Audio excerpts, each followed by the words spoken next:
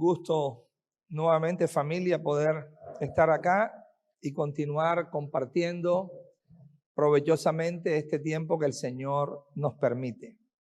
Bueno, anoche, como recuerdan, estuvimos sentando algunas bases, algunos principios acerca de el Espíritu es el que da vida, ¿okay? Fundamental que podamos entender esa realidad, ¿okay? Saber que toda la vida procede del Espíritu de Dios, ¿ok? Aquella medida de vida que el Señor le impartió al primer hombre, ¿ok? Como dice la Escritura en Génesis 2:7, que Dios formó al hombre del polvo de la tierra, ¿ok? Tenía su cuerpo allí establecido, pero carecía de vida, ¿ok? Y dice que entonces Dios sopló en su nariz, ¿qué sopló? Aliento, aliento de vida. Esa palabra aliento en el hebreo es el ruach de Dios, ¿ok? Dios sopla, el soplo divino. Y ese soplo divino es el que crea, ¿ok? El ser interior del hombre, el alma del hombre, su corazón, lo más íntimo, la esencia del hombre provino de parte de Dios, ¿ok? Así es que el Espíritu divino, el Espíritu del Señor es el que imparte esa vida. Vamos a empezar en esta mañana en Apocalipsis, capítulo número 3, versículo número 1, para identificar un principio, ¿ok? Que vamos a encontrar allí. En el mensaje que Cristo resucitado, nuestro Señor Jesucristo, envía a una de las 7 iglesias que se encontraban allí en el Asia Menor, en este caso Sardis, dice lo siguiente. Apocalipsis 3, verso 1. Escribe al ángel de la iglesia en Sardis, ¿ok? El que tiene los 7 espíritus de Dios. ¿Cuántos? 7, ¿ok?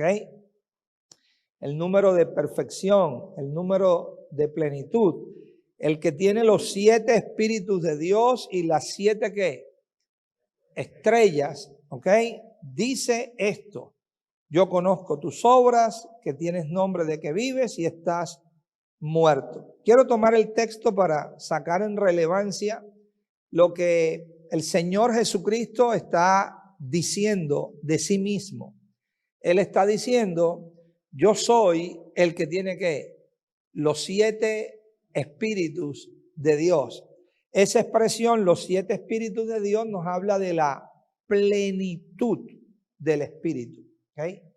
Nuestro Señor tiene que la plenitud del espíritu porque Él tiene los 7 espíritus de Dios. Esto fue dicho y fue profetizado por allá en el libro del profeta Isaías. Acompáñeme por favor. Y vamos a revisar el capítulo número 11. Capítulo número 11 de Isaías. Y leemos el versículo 1 en adelante. Dice: saldrá una vara del tronco de Isaí y un vástago retoñará de sus raíces y reposará sobre él el espíritu de ¿quién? De Jehová, o el espíritu de Dios, espíritu de sabiduría y espíritu de inteligencia, espíritu de consejo y ¿qué más? Y espíritu de poder, espíritu de conocimiento y espíritu de temor de Dios, ¿ok? Se nos mencionan los 7 espíritus que de Dios, ¿ok? De esos, de los cuales Él está hablando en Apocalipsis que 3, 1, ¿ok? Y le hará entender diligente en el temor del Señor. No juzgará según la vista de sus ojos, ni arguirá por lo que oigan sus oídos, sino que juzgará con justicia a los pobres y arguirá con equidad por los mansos de la tierra. Y herirá la tierra con la vara de su boca y con el espíritu de sus labios matará al impío. En este texto se nos está exponiendo cuáles son los 7 ¿qué? Espíritus de Dios, la plenitud del Espíritu, y sabemos que esta plenitud del Espíritu reposa ¿en quién? En Cristo el Señor. Colosenses capítulo 2, verso 9, el apóstol Pablo hace alusión a esta plenitud que hay en Cristo el Señor. Colosenses 2, vamos a leer el 8 también, 8 y 9. Dice, mirad que nadie os engañe por medio de filosofías y huecas sutilezas, según las tradiciones de los hombres, conforme a los rudimentos del mundo y no según ¿qué? Cristo, ¿ok? No según Cristo, porque en él, ¿en quién? En Cristo habita corporalmente, ¿qué? Toda la plenitud de la deidad, ¿ok?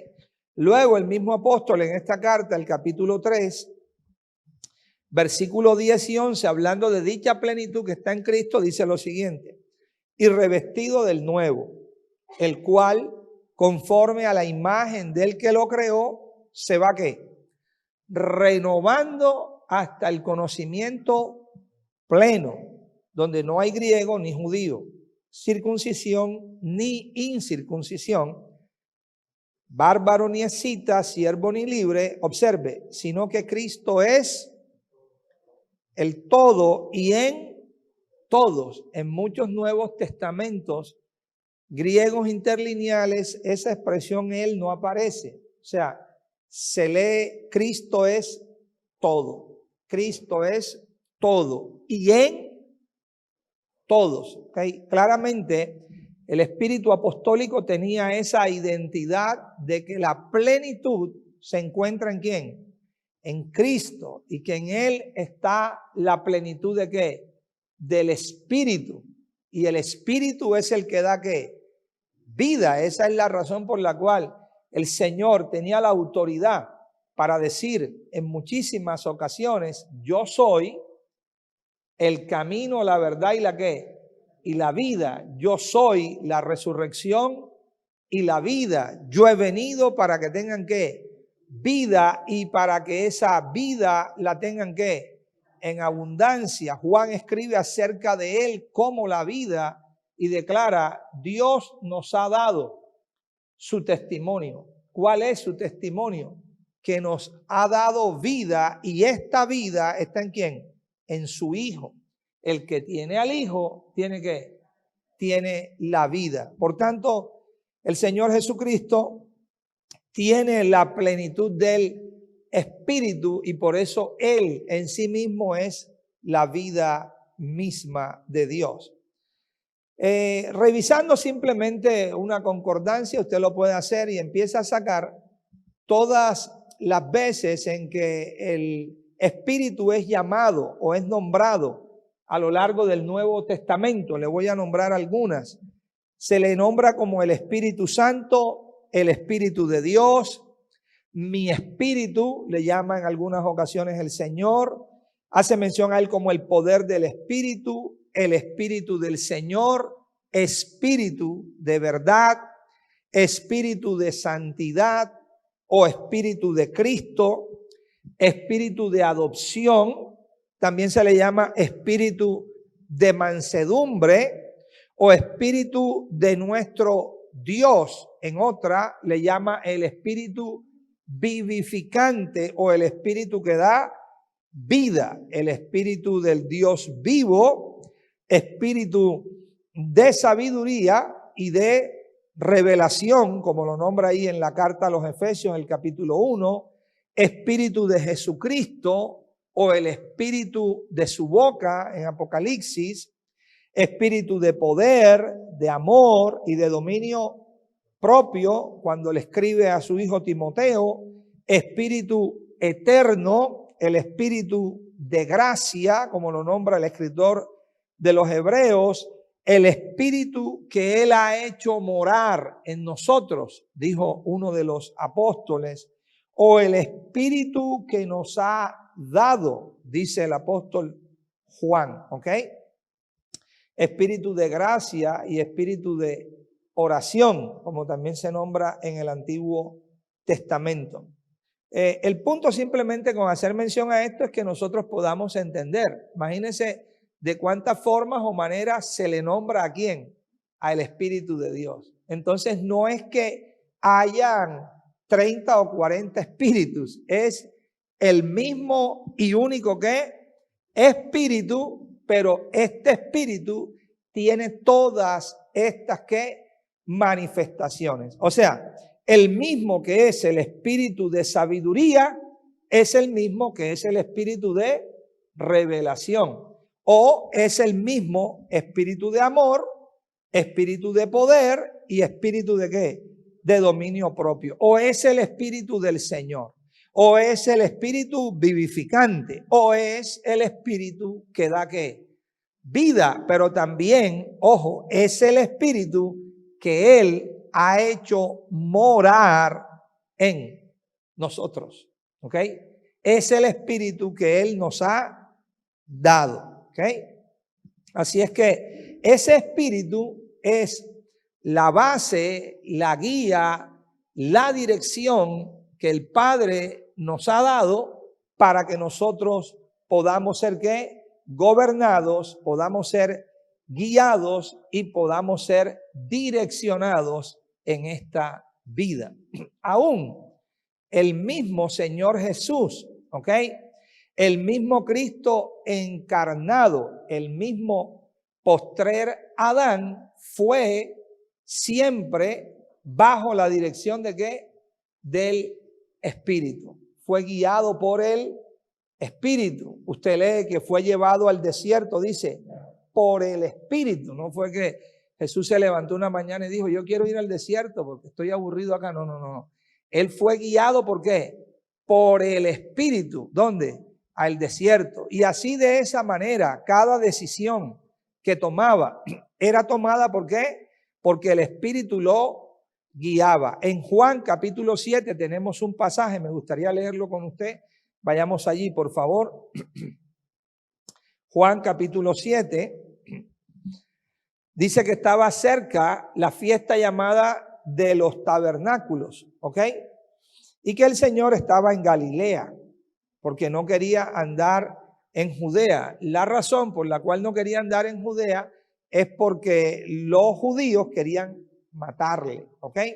Así es que sus hermanos le dijeron, sal de aquí y vete ¿a dónde? Vete a Judea, para que también tus discípulos vean las obras que hacen. Ahora, para los hermanos no era un misterio, ¿okay? No era algo oculto. El deseo que tenían los judíos. Los judíos querían ¿qué? Matarle, y aún así lo están mandando ¿a dónde? Allá. Ves a hacer tus obras para que todo el mundo te pueda ¿qué? Conocer. Y entonces le quieren reafirmar lo que le están diciendo, le quieren justificar por qué le están diciendo que vaya a Judea, verso 4. Porque ninguno que procura darse a conocer hace algo ¿qué? En secreto, ¿ok? Si estas cosas hacen, manifiéstate ¿qué? Al mundo. Eso en una mente natural es algo total y completamente ¿qué? Normal. Claro, si usted quiere hacer algo para que la gente lo conozca, pues que aprovechas el escenario donde haya más gente, más público, para que así todo el mundo te pueda ¿qué? Ver y conocer. Pero realmente el Señor ¿qué conoce? La intención de ¿qué? De los corazones, ¿ok? Por eso Él, y solo Él, dice que discierne los pensamientos y las intenciones que están en el corazón de ¿qué? De los hombres. Usted dirá, sí, eso lo dice Hebreos capítulo 4, ¿ok? Acerca de la palabra viva y ¿qué? Y eficaz, que es más cortante que toda espada de dos filos. Por eso, porque Cristo es la palabra que viva y eficaz. Él es el verbo de Dios. Por eso en Apocalipsis 2 dice exactamente eso. Yo soy el que discierne ¿qué? los corazones. Así es que conociendo el Señor eso, el Señor les responde y les dice, verso 6, mi tiempo aún no ha ¿qué? Llegado, mas vuestro tiempo siempre está presto. ¿Cómo sabía el Señor que su tiempo no había llegado? Porque era un hombre que estaba viviendo ¿qué? Bajo el Espíritu, bajo la comunión del Espíritu, bajo la guía del Espíritu, bajo la unidad de ¿qué? Del Espíritu. Sabía, mi tiempo aún no ha ¿qué? Llegado. Ahora, las circunstancias naturales que lo estaban rodeando, todas podían mostrarse ¿qué? Favorables para llevar a cabo eso. Más sin embargo, él no se está moviendo porque las circunstancias que estén a su alrededor sean favorables. Él se está moviendo por la guía y dirección de ¿qué? Del Espíritu. ¿Y qué le dice el Espíritu? Todavía no es que el tiempo. Qué principio interesante ese para aplicarlo usted y yo cada día. ¿Ok? Nosotros no debemos movernos, ¿ok? Según las olas del mar van y vienen, o según los tiempos naturales se nos muestren favorables, ¿ok? O desfavorables. No, esa no es la guía ni la dirección para usted y para mí. La dirección para usted y para mí tiene que ser la dirección de ¿qué?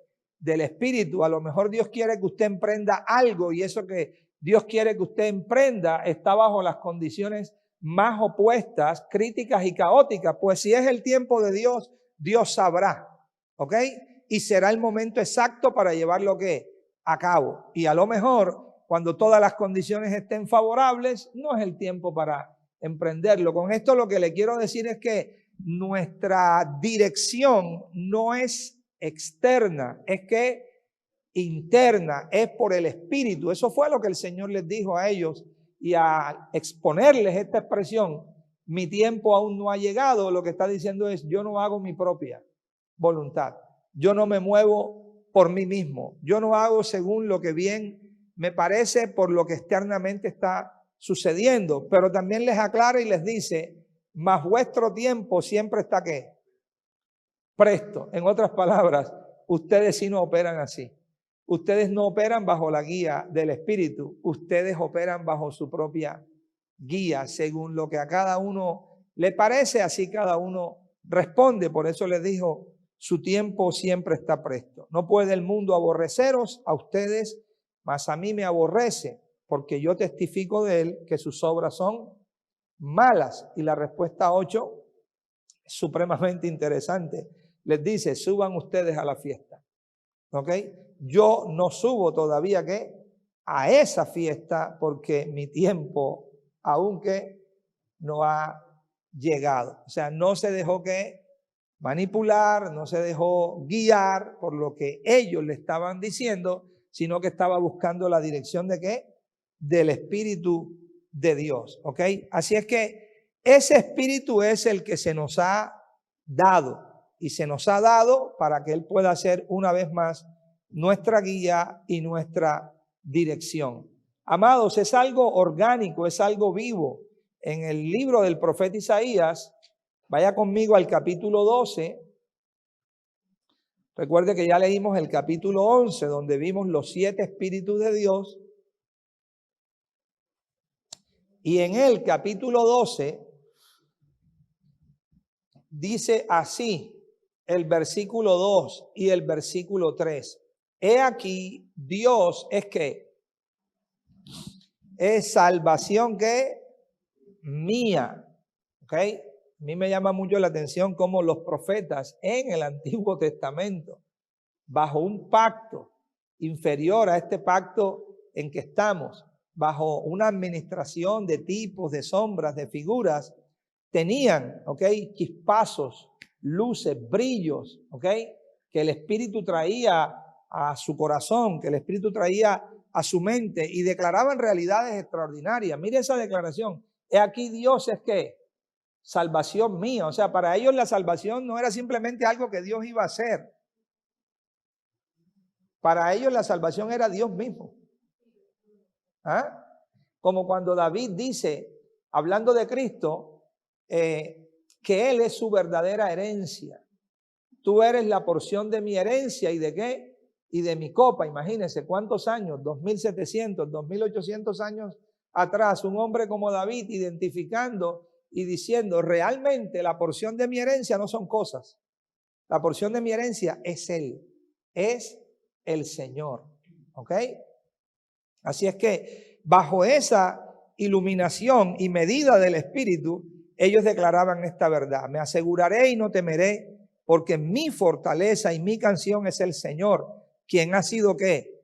Salvación para mí. Él ha sido salvación para mí. Y luego el verso 3 declara lo siguiente: sacaréis ¿con qué? ¿Con qué? Con gozo, no con tristeza. ¿Con qué? Con gozo, no con lamento. ¿Con qué? Con gozo, no con duda. ¿Con qué? Con gozo. Sacaréis con gozo. ¿Qué vas a sacar con gozo? Aguas. ¿Aguas de qué? De las fuentes. ¿De qué? De la salvación. Diga, dentro de nosotros tenemos las aguas de las fuentes de la salvación. Esas aguas de las fuentes de la salvación están en nuestro ¿qué? Interior. Esas no nos las pusimos nosotros, ¿ok? Esas Dios nos las ha ¿qué? Provisto, ¿ok? ¿Por qué? Porque esas aguas de las fuentes de la salvación, ¿de qué están hablando? Bueno, precisamente de su espíritu en nuestros corazones. Juan capítulo 7. Vayamos allí, por favor. Juan 7. Y miremos el verso 37. En el último y gran día de la fiesta, ¿ok? Tabernáculos, Jesús se puso en pie y alzó la voz ¿qué? Diciendo, ¿qué dijo?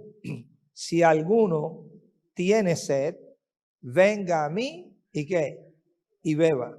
El que cree en mí, como dice la Escritura, de su interior ¿qué? Correrán ¿qué? Ríos de agua viva. Esto dijo, ¿de qué? Del Espíritu que habían de recibir los que creyesen ¿qué? En él. Entonces, ¿cómo llamó el Señor al Espíritu? ¿Ok? Que íbamos a recibir. Ríos de qué? De agua viva. ¿Cómo le llama el profeta en Isaías 12? Aguas de las fuentes ¿de qué? De la salvación. Pero realmente se está hablando ¿de qué? De lo mismo, del Espíritu en nosotros y de su efecto, de cómo obra, ¿ok? De cómo ese Espíritu opera en el corazón, como un fluir ¿de qué? De vida, ¿ok? Constante, continuo. Una fuente implica un brote de agua ¿qué?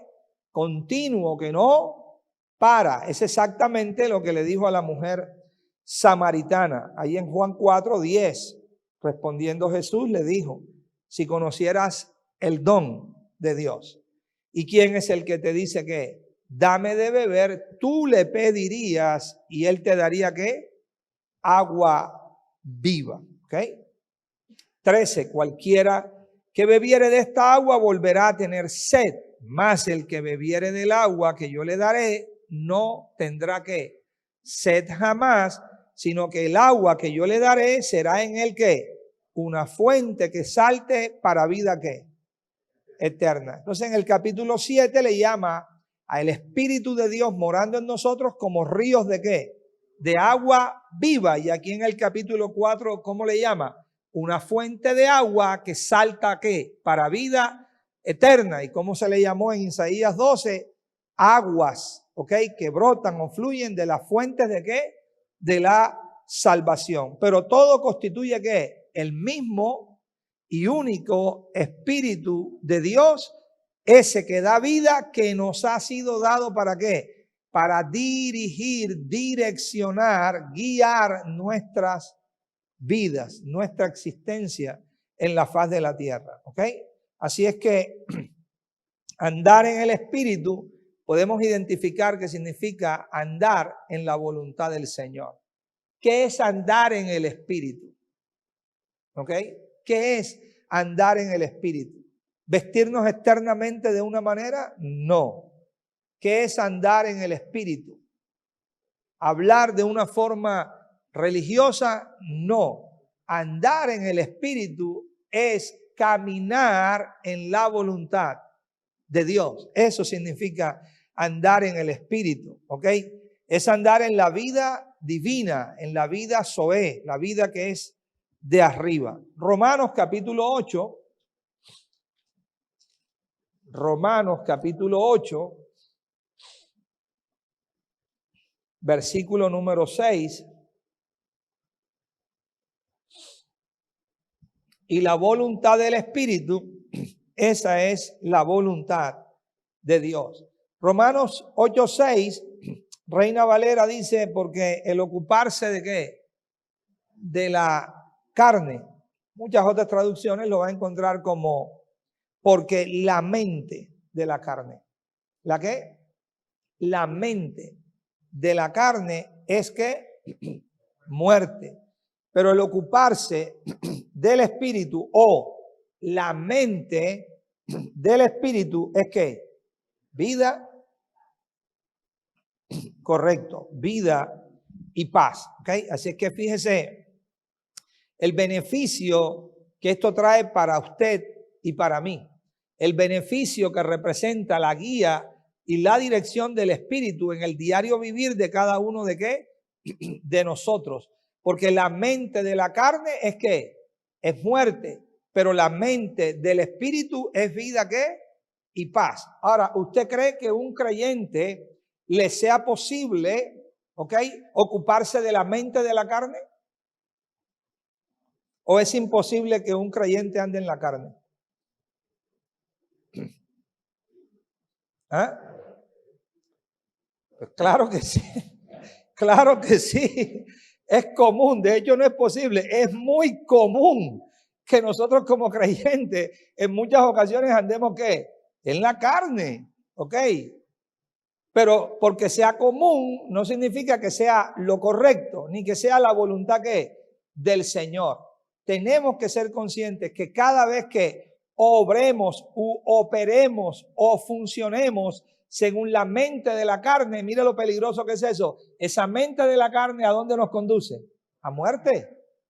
Eso no tiene otro fin. Eso dirige a eso, a muerte.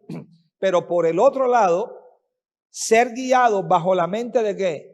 Del Espíritu, ocuparnos de la mente del Espíritu que produce vida y ¿qué?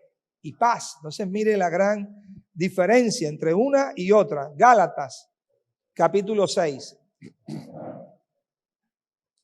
Gálatas capítulo número 6. En Gálatas capítulo 6 vamos a considerar el versículo número 8. Dice, porque el que siembra ¿para qué? Para su carne, ¿ok? O sea, para su naturaleza carnal. El que siembra para su carne, de la carne, ¿qué va a cegar? Corrupción, ¿ok? Mas el que siembra ¿para qué? Para el espíritu, del espíritu ¿qué? Segará ¿qué? Vida eterna. Ahora, ¿qué es la vida eterna? Que se ciega o que se cosecha cada vez que uno siembra para el Espíritu. ¿Qué es la vida eterna? Juan 17:3. ¿Qué es la vida eterna? El conocimiento íntimo, el conocimiento verdadero del Padre y de quién? Y del Hijo. ¿Okay? Es un conocimiento que no se adquiere con nuestra mente ¿qué? Natural, ni tampoco se adquiere con nuestra inteligencia, ni tampoco se adquiere con nuestro razonamiento, ¿ok? Ni tampoco se adquiere porque seamos maestros, doctores de hebreo, ni de arameo, ni de griego. No, ese conocimiento solo viene del Espíritu, bajo la guía del Espíritu, bajo la iluminación del Espíritu, bajo la revelación del Espíritu. Permítame hacer un paréntesis aquí. Realmente no creo que ninguno de nosotros se acercara a lo más mínimo del conocimiento griego y hebreo que tenía Saulo de Tarso. Ese era un maestro. Y era un maestro también de toda la ley mosaica. Y había sido criado a los pies de ¿quién? De Gamaliel, ¿ok? pero en medio de toda esa sabiduría que él ostentaba y que él tenía, no conocía al Señor. Y solo cuando el Espíritu de Dios le trajo ¿qué? Revelación, alumbró los ojos de su entendimiento. Pablo era ciego a la verdad divina, no al conocimiento de la letra, no, ese se lo sabía de arriba a abajo, pero era ciego a la verdad divina, ¿ok? Una verdad que solo puede ser conocida cuando los sentidos espirituales son ¿qué? Iluminados, son abiertos. El hombre natural tiene el ojo que solo Dios puede abrir, lo tiene cerrado, ¿ok? Por eso cuando se le aparece a Saulo de Tarso, la primera encomienda que le da es: ve a los gentiles y abre sus ojos. Pues ninguno de ellos era que estaba ciego naturalmente, todos veían. Lo que tenían cerrados eran sus ojos, ¿qué? Del entendimiento. Ve y abre, ¿qué? Esos ojos, porque eso es la primera obra que hace el Espíritu, ¿ok? Empieza a despertar en nosotros, ¿qué? Los sentidos espirituales. Así es que por revelación se empieza a conocer ¿a quién? Al Señor. Por revelación se empieza a identificar al Señor. Y de esa manera, cuando empezamos a ¿qué? A despertar a esa realidad, entonces empezamos a experimentar la vida eterna. Que te conozcan a ti, que el único Dios verdadero, y a Jesucristo a quien tú has ¿qué? Enviado. Así es que eso es lo que él está diciendo. Si siembra usted para su carne, de su carne va a segar ¿qué? Corrupción y muerte. Pero si usted siembra para el Espíritu, del Espíritu segará ¿qué? Vida eterna. Ahora, mis amados, no tome esto como que esto fue escrito de parte de Pablo para un grupo de gente, quién sabe, hace 2000 años, por un lugar, por allá, que no tiene nada que ver conmigo. No, tiene que ver todo con usted y conmigo. Porque diariamente usted y yo tenemos la oportunidad o de sembrar para la carne o de sembrar para el Espíritu. Debemos ser muy conscientes, ¿ok? De qué es lo que cada siembra que produce para nosotros, produce como efecto en nuestros corazones. Ahora Pablo, aquí mismo en el capítulo 5, vaya conmigo por favor al verso 16. 5, Gálatas 5, verso 16, ¿ok?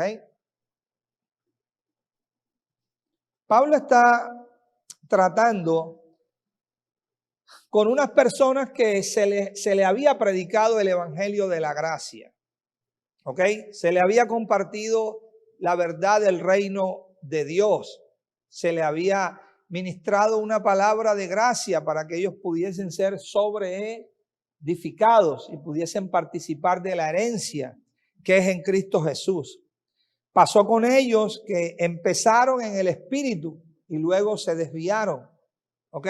Para terminar en la carne. Habían empezado a conocer la sustancia, la esencia que es en Cristo, y de repente empezaron a volverse a débiles y pobres rudimentos, ¿ok? Entonces Pablo empieza a hacerle ¿qué? Exhortaciones. Por eso es que en el verso 7 les dice: vosotros corríais bien. ¿Quién os estorbó? ¿Para qué?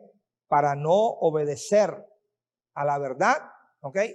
Pero ¿cuál era la conclusión? ¿Por qué realmente a estas personas les estaba pasando lo que les estaba pasando? Verso 13, porque ustedes, hermanos, a libertad fuisteis ¿qué? Llamados, solamente que no uséis la libertad como ocasión para la ¿qué? Para la carne, sino servíos por amor los unos ¿qué? A los otros. Pero fíjese la situación en la que se encontraban, verso 15, pero si os mordéis y ¿qué?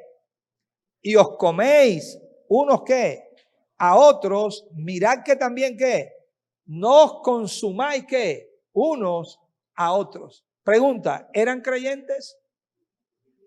¿Habían creído en un momento determinado el evangelio? ¿Y cómo estaban sus vidas? Sus vidas estaban en un completo ¿qué? Desorden. ¿Por qué razón? Porque estaban siendo guiados ¿qué? Por su propia carne y no estaban siendo guiados ¿qué? Por el Espíritu. Y ese es el resultado que produce cada vez que uno toma la decisión de seguir la guía o dirección de la carne o la guía o dirección del Espíritu, resultados completamente distintos. Así es que en el verso 16, de allí de Gálatas capítulo 5, Pablo entonces declara esta exhortación. Digo por esta razón, andad que en el Espíritu. Dígale que está a su lado, andad en el Espíritu. ¿Ok? Andad en el Espíritu. ¿Y qué? Y no satisfagáis ¿qué? Los deseos de la carne. Andad en el Espíritu y no satisfagáis los deseos de la carne, porque el deseo de la carne es ¿qué? Es contra el Espíritu, y el del Espíritu es contra la carne, y estos se oponen ¿qué? Entre sí, para que no hagáis ¿qué? Lo que quisierais. ¿Ok? Entonces, la exhortación apostólica es andad ¿qué? En el Espíritu. Ahora, la palabra andad. La palabra andad que el apóstol usa aquí es la palabra griega peripateo. Peripateo. Lo importante es el significado de la palabra. Significa andar todo alrededor. ¿Andar qué? Todo alrededor. Esa definición ya tiene una implicación. ¿Ok? Cuando Pablo les está escribiendo y les dice andar en el Espíritu, ¿ok? Quizás para usted y para mí andar tiene otro significado, el que nosotros hemos aprendido, pero ellos que conocían perfectamente el idioma que él les estaba hablando, sabían lo que él les estaba diciendo. Ellos sabían que él les estaba diciendo, anden ¿qué? Todo alrededor de ¿qué? Del Espíritu. Bueno, por principio, si usted empieza a andar alrededor de, es como que usted anda en círculo de, eso implica que usted tiene un eje central. Para usted poder andar alrededor de, usted necesita un eje ¿qué? Central. Si usted no tiene un eje central, usted no puede andar alrededor de. Podrá andar de cualquier otra forma, pero nunca ¿qué? Alrededor de. Andar alrededor de implica que usted se está moviendo, pero todo su movimiento está dependiente y todo su movimiento está dirigido de acuerdo a qué? Al centro, porque usted lo que le está dando es que vueltas alrededor de ese ¿qué? Centro. Está siendo dirigido por ese centro, está siendo direccionado por ese centro. ¿Qué más significa esa palabra andar? Significa vivir. Diga vivir. ¿Qué otras implicaciones tiene andar? Seguir. ¿Ok? Seguir. Ocuparse. Caminar. Proceder. ¿Ok? Dicho en un lenguaje de Génesis, labrar y guardar bajo la dirección de ¿qué? Del Espíritu. Eso es lo que quiere decir andar en el Espíritu, que el eje, que el centro de ustedes siempre sea ¿qué? El Espíritu. ¿Cómo nosotros tomamos eso en el sentido práctico? ¿Cómo nosotros tomamos eso en nuestro diario ¿qué? Vivir? ¿Cuántos en su diario vivir tienen que tomar decisiones cada día? De una u otra ¿qué? Manera. En eso consiste la dinámica práctica de la vida. Usted y yo estamos tomando decisiones ¿qué? Cada día. Cada día se está exponiendo o nos estamos exponiendo a situaciones, a eventos, a circunstancias, a problemas, a crisis. Y cada día tenemos que tomar ¿qué? Decisiones. Pablo entonces está diciendo en los términos más prácticos, señores, toda decisión que ustedes vayan a tomar, tienen que tomarla bajo este punto de referencia. El Espíritu es la centralidad de ustedes y cada paso que den tienen que darlo enfocado en ¿qué? En el Espíritu. Cada vez que caminen tienen que caminar enfocados en el Espíritu. Cada vez que obren o procedan tienen que hacerlo bajo la dirección de ¿qué?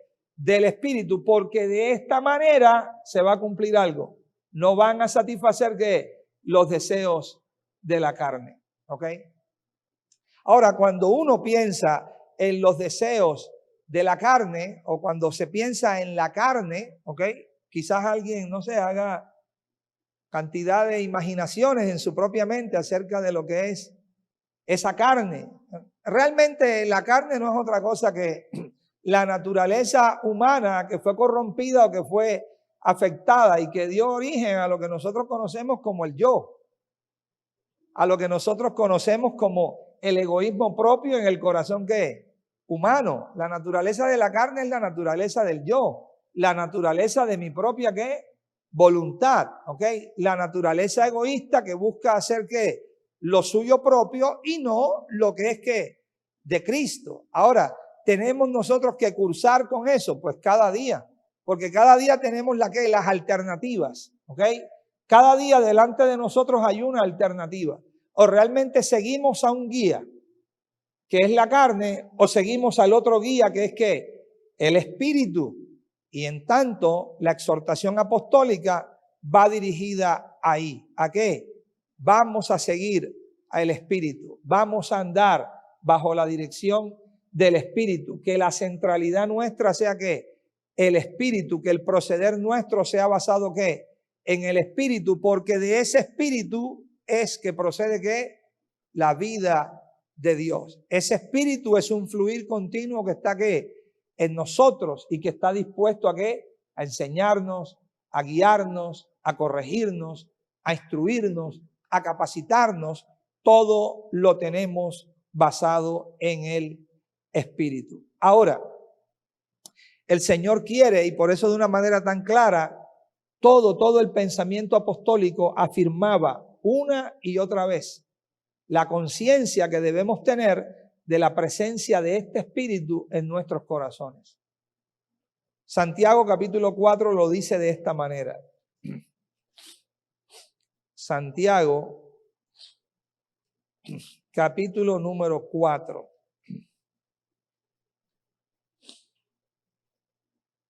Vamos a mirar ahí el versículo número 5. ¿O pensáis que la Escritura dice en vano, el Espíritu, observe la expresión, el Espíritu que Él ha hecho morar ¿en qué? En nosotros, nos anhela ¿qué? Celosamente. Observe la afirmación, el Espíritu que Él ha hecho morar ¿qué? En nosotros. El Espíritu que Él ha hecho morar en nosotros. ¿Para qué Él ha hecho morar su Espíritu en nosotros? Primeramente para administrarnos vida, para darnos su vida. Pero juntamente con su vida, para darnos ¿qué? Dirección. Para darnos ¿qué? El guía. Para darnos el que nos puede ¿qué? Enseñar. Y esto, mis amados, es lo más práctico que hay. Porque esto es para el diario ¿qué? Vivir, ¿ok? A través de los años, ¿ok? Lo que el Señor ha venido ministrando a los corazones y esta verdad del reino o del nuevo pacto, ¿qué es lo que se ha notado? Yo diría que hemos caído muchas veces en eso, ¿ok? Los creyentes que empiezan a recibir o a escuchar esta verdad, empiezan a ser, ¿cómo diríamos? O sea, empiezan a regocijarse tremendamente y a decir, es que estamos en la dispensación o estamos en la administración que ahora tenemos al Espíritu de Dios que está en nosotros y somos templo de Dios y Dios vive en nuestros corazones, pero el asunto es que todo se queda hasta ahí. Pero no se tiene que quedar ahí, porque Él nos ha dado el Espíritu, pero la pregunta que debemos hacernos es, ¿para qué Dios nos ha dado de su Espíritu? Sí, para darnos vida, claro, para darnos vida. ¿Y para qué más? Dios nos ha dado su Espíritu. Para que su Espíritu ¿qué? Nos dirija, nos enseñe, nos direccione, nos capacite, nos corrija. Y esta es la dinámica que todos y cada uno de nosotros tenemos que emprender ¿qué? En el día a día. Porque para eso precisamente es que Dios nos ha dado ¿qué? De su Espíritu. Y por eso es que ese Espíritu que dice, nos anhela ¿qué? Celosamente. Es algo muy real, es algo muy práctico, es algo que tenemos que ejecutar cada día, ¿ok? En el vivir que tenemos. Primera de Juan.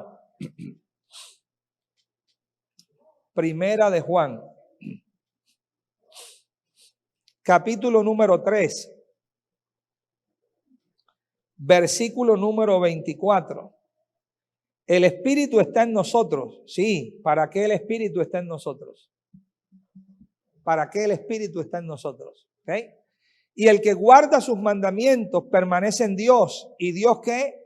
En Él. En esto sabemos que Él permanece en nosotros. ¿En qué? Por el Espíritu que nos ha ¿qué? Dado. Fíjense cómo ellos una y otra vez afirmaban el mismo ¿qué? Principio, ¿ok? Le afirmaban a la iglesia el mismo principio. ¿Cuál era ese principio? Señores, el Espíritu de Dios habita en nosotros. Señores, el Espíritu de Dios nos ha sido ¿qué? Nos ha sido dado. Y ese Espíritu está en nosotros, no simplemente para que nosotros digamos, tenemos el Espíritu. No simplemente para que nosotros digamos, en el antiguo pacto el Espíritu no moraba dentro de los hombres, solamente venía, posaba sobre ellos y luego ¿qué? Se retiraba. Pero ahora en el nuevo pacto el Espíritu ¿qué? Está en nosotros. Sí, pero ¿para qué está en nosotros? ¿Para qué está en nosotros? Para eso, para enseñarnos, para guiarnos, para capacitarnos. Pablo dice, por ejemplo, en Primera de Corintios, que el Espíritu nos ha sido dado para nosotros saber las cosas que Dios nos ha ¿qué? Concedido. Sin ese Espíritu es imposible. Porque recuerda, Él es el Espíritu de sabiduría y Él mismo es el Espíritu de ¿qué? De revelación. Pero también es el Espíritu de poder, por tanto puede ¿qué? Fortalecernos cada día. En medio aún de ¿qué? De la situación, de la adversidad. Para eso tenemos el Espíritu de Dios en nosotros, porque Él, el Espíritu, es el que produce vida, ¿ok? Primera de Juan, ahí mismo el capítulo 4. Ahora vamos a leer el versículo número 13. En esto conocemos que permanecemos en Él y Él permanece ¿qué? En nosotros. ¿En qué nosotros conocemos? Que permanecemos en Dios y que Dios, Él, Cristo mismo, permanece ¿qué? En nosotros. ¿En qué? En que nos ha dado. ¿De qué? De su Espíritu. En que nos ha dado de su Espíritu. Mira lo que Pablo dice aquí en Romanos 8 acerca de la presencia de su Espíritu en nuestros corazones. Dice Romanos 8, verso 9, mas vosotros no vivís ¿qué? Según la carne, sino según ¿qué? El Espíritu. Si es que el Espíritu de Dios ¿qué? Mora ¿en qué? En vosotros. Tajante esto que dice, y si alguno ¿qué? No tiene el Espíritu de Cristo, ¿qué? No es de Él. No es de Él, ¿ok? Por eso para ellos tenía tanta relevancia. ¿La qué? La presencia del Espíritu de Dios, ¿ok? Ellos empezaron a conocer al Espíritu de Dios. Empezaron a convivir con el Espíritu de Dios. Empezaron a tener comunión con el Espíritu de Dios. Empezaron a conocer la voz del Espíritu de Dios. Empezaron a ser guiados por el Espíritu de Dios, ¿ok?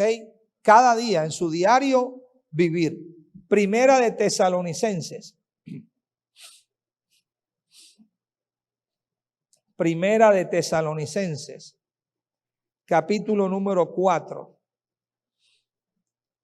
Vamos a ver el versículo número 8. Así que el que desecha esto no desecha a hombre, sino a Dios, dice, que también nos dio ¿qué? Que también nos dio de su Espíritu. ¿Okay? Entonces no se cansaban de afirmarlo una y otra vez, a una iglesia, a otra iglesia, a otra iglesia.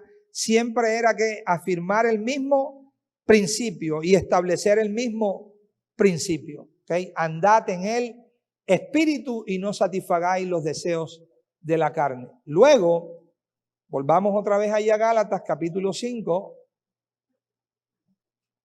Gálatas capítulo 5. Y luego que Pablo dice en el 16 lo que dice, observe lo que vuelve a compartir en el verso 25. ¿Ok? Ya en el 16 que dice, andad que en el espíritu. Significa que andar todo alrededor. ¿Ok? Su eje central debe ser ¿qué? El Espíritu de Dios. Y todo su caminar debe estar alrededor de ¿qué? De Él. En términos prácticos es, Él debe ser su guía, Él debe ser su director, Él debe ser su maestro, Él debe ser el que le enseña, Él debe ser el que le capacita, Él debe ser el que le instruye, Él debe ser el que lo corrige, ¿ok? Todo hágalo en torno a esa realidad.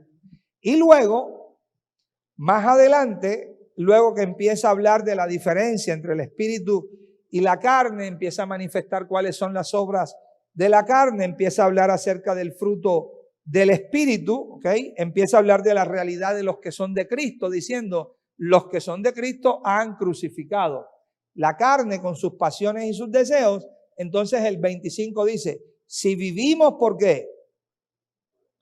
Por el espíritu, andemos ¿qué? También por el espíritu. Mira la conclusión a la que el apóstol llega.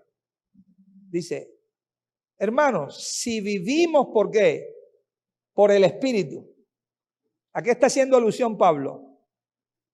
Pablo está diciendo, ustedes viven por Él, porque si no fuera por ese espíritu que Él nos ha ¿qué? Dado, ¿cómo estaríamos? Muertos, porque el que no tiene el espíritu de Cristo, ¿qué? No es de Él, y el espíritu es el que da ¿qué? Vida. Es lo que estás afirmando un principio. ¿Cuál es el principio? Si viven por el espíritu. ¿Vivimos qué? Por el espíritu. O sea, no hay vida separada del espíritu. No tienen vida sin el espíritu. La única vida, ok, que se puede levantar aparte del espíritu es la vida de la carne. Pero esa vida de la carne es muerte. Ok. Así es que él afirma el principio. Si vivimos por el espíritu, ¿qué vuelve a decir? ¿Qué vuelve a decir? Andemos ¿qué? También por el espíritu. Pero ya eso se lo había escrito en unos párrafos anteriores. Andemos ¿qué? Por el espíritu. Interesante que la palabra que usa aquí es diferente a la que usó anteriormente. No es la misma. Esta palabra andemos, aunque al español traduce igual que la del 16, el significado aquí que tiene es diferente. Ya este andemos no significa caminar ¿qué? Alrededor de, sino significa marchar. ¿Ok? Pero marchar, ojo, en rango militar. ¿En qué? En rango militar, guardando el paso. ¿Ok? Repito, andar en el espíritu, este que está aquí en el verso 26, tiene la implicación de marchar. ¿Ok? Y marchar bajo estas características. En rango ¿qué? Militar, guardando ¿qué? El paso, ¿ok? Y si se marcha en rango militar, si se marcha guardando el paso, hay una mente que dirige y que ordena los pasos. Hay una mente que dirige y ordena los pasos. No sé cuántos de los que están aquí prestaron, en Colombia le decimos el servicio militar. No sé cuántos de ustedes prestaron el servicio militar. ¿Ok? ¿Sí se entiende aquí esa expresión? ¿Sí? ¿Cuántos prestaron el servicio militar? Ok. Entonces a usted alguna vez le tocó marchar. ¿Ok? ¿Qué características tenía esa marcha? Cada uno iba y tiraba el paso para donde se le daba la gana de tirarlo. ¿Cuál era la característica? Que aunque eran muchos, todos marchaban ¿qué? Como uno, ¿ok? Pero aunque eran muchos, había uno que ¿qué? Que dirigía la marcha, ¿sí o no? Había una mente que ¿qué? Que ordenaba, había una mente que marcaba ¿qué? El paso, había una mente que sabía y que ordenaba cuándo ¿qué? detenerse o cuándo qué, andar. ¿Ok? Cada movimiento estaba perfectamente ¿qué? Establecido por esa mente. Entonces el apóstol aquí va un poco más amplio y la exhortación que está diciendo es, señores, si ustedes viven por el Espíritu, si son realmente conscientes que el Espíritu es el que ¿qué? El que da vida, entonces también anden por ese Espíritu. En otras palabras, marchen como se marcha ¿qué? En rango militar, como se marcha siguiendo ¿qué? El paso, como se camina según una mente que ordena ¿qué? Los pasos. Y estos principios son principios demasiado antiguos, ¿ok? No tienen que ver con dispensaciones operacionales, tienen que ver realmente con la administración del Espíritu, la administración del Espíritu de Dios, desde que empieza hasta donde termina, todo el testimonio escritural es la misma, ¿ok? Dios siempre ha querido que el hombre tenga una comunión ¿qué? Directa con Él. Dios nunca ha querido intermediarios, pero siempre ha querido Él ser ¿qué? El maestro de ese hombre, la guía de ese hombre, la dirección de ese hombre. Y en el Salmo 37, observe lo que encontramos. Salmo 37.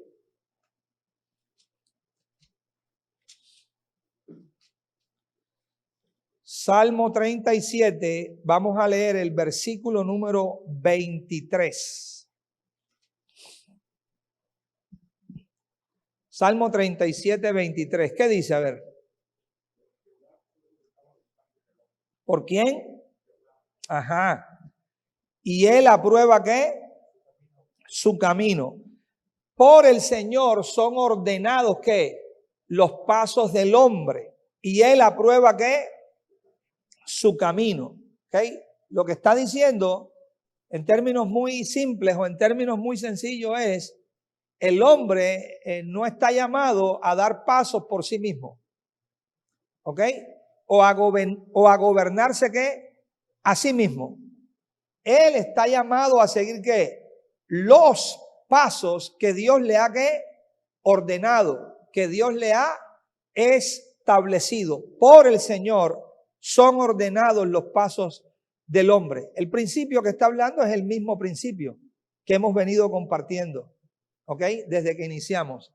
Hay una guía y hay una dirección que tiene que ser ¿qué? La guía y dirección de ¿qué? Del Espíritu para nosotros, ¿ok?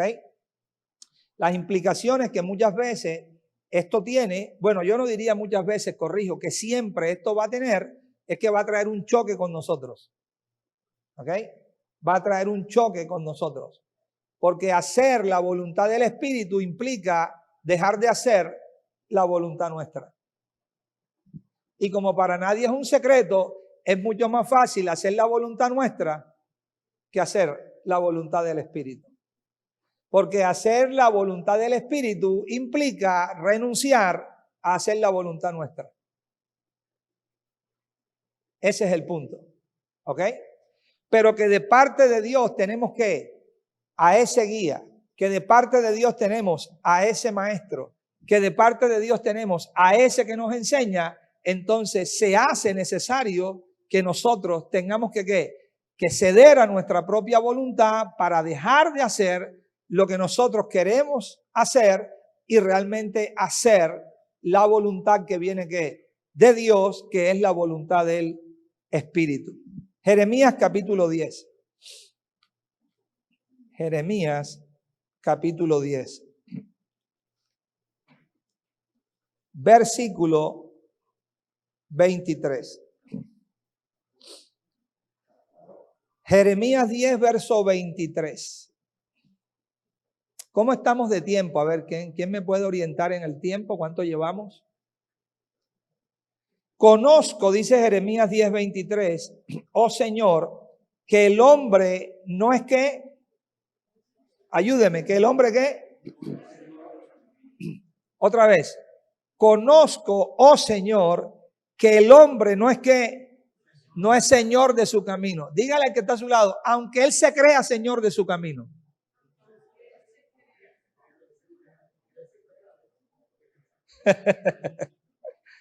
O sea, lo que está diciendo el profeta es, yo conozco una realidad, yo conozco una verdad. ¿Cuál es la verdad que yo conozco? Dice el profeta. El hombre no es señor de su propio camino. El asunto es que el hombre se cree señor de su propio camino. Pero el hombre no es señor de su camino. ¿Ok? Ojo, ni del hombre que camina es el ordenar sus pasos. Ni del hombre que camina es que el ordenar sus pasos. Ahora, en la dinámica del vivir nuestro, por eso le hablaba, esto trae una confrontación a nosotros. ¿Por qué razón? Bueno, porque lo más fácil, porque lo más sencillo, porque como hemos sido entrenados, ¿ok? Nosotros mismos, por la cultura que traemos, por las costumbres que traemos, por el tipo de vida que traemos, de parte de nosotros, lo que está es nosotros mismos ordenar nuestros pasos. Nosotros mismos tomar nuestras propias ¿qué? Decisiones. Más, en la mayoría de nosotros con una conciencia religiosa, podíamos hasta usar el Espíritu de Dios para decir, el Espíritu me dijo que hiciera tal cosa o que hiciera tal otra, o el Espíritu me dijo que tomara tal decisión, ¿ok? Y con eso no se coge lucha alguna. Imagínese que usted a una persona le diga, no, es que tomo esta decisión porque el Espíritu de Dios me dijo, ahí no hay nada que decir, hay que quedarse callado. El asunto es, cuando pasa el tiempo, se da cuenta realmente si lo que esa persona dijo fue verdad o no. ¿De acuerdo a qué? A el resultado que se tiene, ¿ok? Pero ese principio abrácelo en su corazón. No es suyo ni es mío el ordenar ¿qué? Nuestros pasos. Tenemos un guía. Tenemos a uno que nos dirige. Tenemos a uno que nos orienta. Tenemos a uno que nos enseña. Tenemos a uno que nos corrige. ¿Ok? Eso fue promesa del Señor. ¿Usted sabe cuántas cosas el Señor quiso ministrarle a sus discípulos? ¿Y cuántas cosas el Señor Jesús quiso enseñarle a sus discípulos? Y sabía y decía, aún no es el tiempo. La Reina Valera traduce y dice, cuántas cosas tengo para decirles, pero ahora vosotros no las podéis sobrellevar. No son capaces de ¿qué? De sobrellevarlas. Pero cuando venga el Espíritu ¿qué? Del Señor, Él os guiará ¿qué? A toda verdad. Por supuesto, os guiará a toda verdad a los que se dejen guiar. O sea, tampoco es que eso sea automático, que yo tengo el Espíritu de Dios y ya entonces como tengo el Espíritu de Dios, Él me guía absolutamente en todo lo que yo hago. No, Él me guía en todo lo que yo hago si yo me someto a Él. Él me guía en todo lo que yo hago si yo me rindo a Él. Si yo presto atención ¿qué? A su guía y a su luz, para que entonces yo pueda realmente caminar ¿qué? En el orden de Dios. Me llama también la atención, amados, esta expresión que usa aquí el apóstol de andemos, de marchar, como se marcha en rango militar. Y es el significado figurativo que la palabra tiene, ¿ok? Algo que ellos también conocían. Y el significado figurativo de ese andemos es conformarse a la virtud y a la piedad siguiendo al guía. Interesante. Ser conformados ¿qué? A la virtud y a la piedad siguiendo ¿a qué? Al guía. Y aquí me gustaría afirmar y afianzar este principio. ¿Ok? Hoy en día que se escucha y hablamos mucho acerca de el propósito eterno, hablamos mucho acerca del reino de Dios, etcétera, etcétera, deberíamos meditar por un momento, ¿ok? Hacer una introspección de nosotros mismos y empezar a considerar, bueno, ¿cuál es la razón de ser del Evangelio? ¿Cuál es la razón de ser por la cual Dios nos ha creado? ¿Por qué Dios ha permitido que cada uno de nosotros hayamos venido a esta tierra. ¿Por qué usted nació? ¿Para qué está aquí? ¿Cuál es su meta y cuál es su propósito? ¿Por qué el Hijo de Dios se encarnó y vino ¿qué? A este mundo?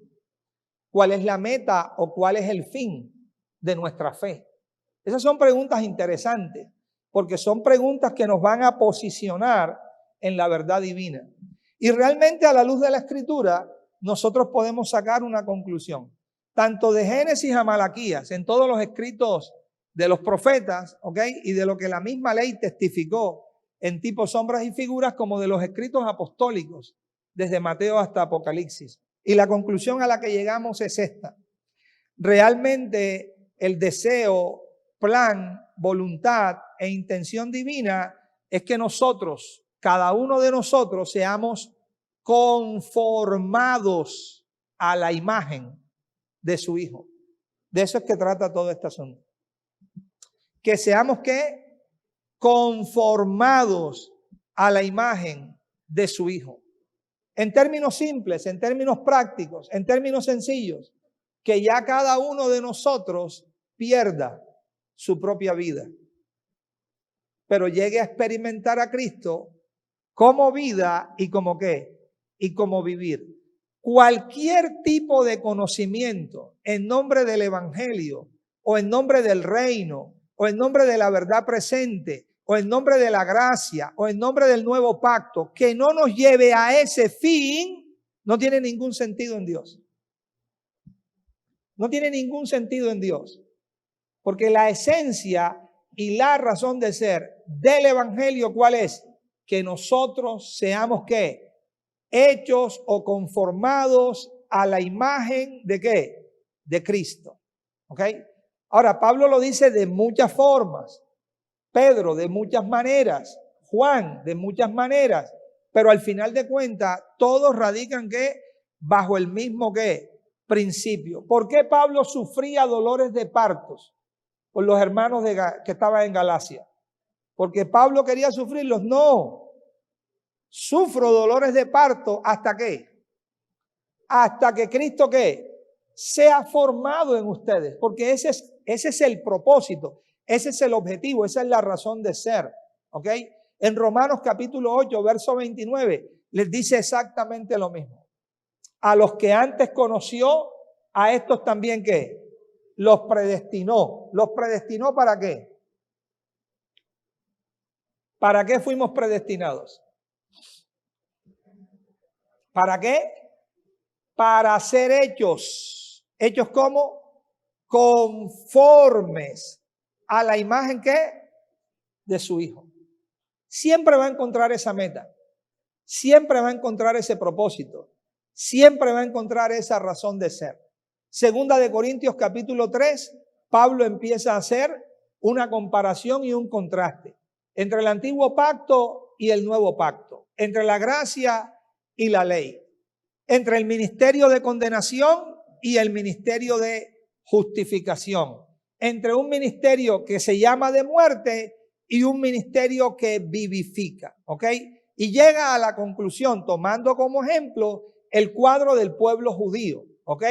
Que dice, señores, hasta el día de hoy, se refería hace 2000 años cuando estaba escribiendo la carta, dice hasta el día de hoy, cuando ellos leen a Moisés, tienen un velo ¿dónde? En sus corazones, en sus mentes, tienen una mente embotada, no pueden ¿qué? Entender en la sabiduría del Señor lo que eso ¿qué? Significa, de qué estaba hablando eso. Y luego dice, pero cuando se vuelvan o cuando se conviertan ¿a quién? A el Señor, ¿qué pasará con el velo? El velo se quitará. ¿Se quitará de dónde? De donde está. ¿Dónde estaba? En el corazón de ellos. Y luego afirma el principio, porque el Señor es el Espíritu. Y donde está el Espíritu del Señor, ¿qué? Allí hay ¿qué? Libertad. Y concluye con esta expresión. Por tanto, todos nosotros mirando ¿qué? A cara descubierta, como en un ¿qué? Espejo. ¿La qué? La gloria del Señor. ¿Cuál es el único lugar donde se ve la gloria del Señor? No hay otro. Eso lo dice 2 Corintios 4:6. Que el mismo Dios que mandó que de las tinieblas resplandeciese ¿qué? La luz es el que resplandeció ¿en dónde? En nuestros corazones. ¿Para qué resplandeció en nuestros corazones? Para iluminarnos el conocimiento de ¿qué? De la gloria de Dios, que no es otra cosa que su plenitud, su sustancia y su esencia. Esa es la gloria de Dios, su propia naturaleza. ¿Dónde dice Pablo que está esa gloria de Dios? Dice, en la faz de Jesucristo. ¿Faz qué significa? Cara, rostro, presencia. ¿Dónde está la gloria? En la cara, en el rostro ¿de quién? De Cristo. Entonces dice allí que todos nosotros mirando a cara descubierta como en un espejo, ¿qué? ¿La qué? ¿Y dónde está esa gloria? Entonces, ¿qué es lo que está diciendo Pablo? Miren, cuando el velo es corrido de sus corazones, ustedes empiezan a ver a Cristo mismo en su interior, ¿como qué? Como sustancia y como vida, no como letra, sino como sustancia, como vida, como el espíritu que da ¿qué?